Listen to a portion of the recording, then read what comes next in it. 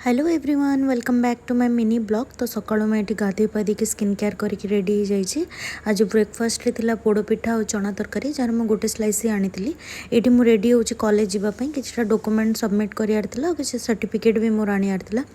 तो एटीट्यूड ये चिकटिनटा लगुच जोटा मो करेन्ट फेव आउ मेबलिन रो ग्लॉसटा भी मत बहुत बढ़िया लगुच एकदम super stay and glossy lips भी दौची। करेन्टली मु प्लम रो यही परफ्यूमटा यूज करुँची जोटा कि मत बहुत बढ़िया फ्रेग्रेंस यार।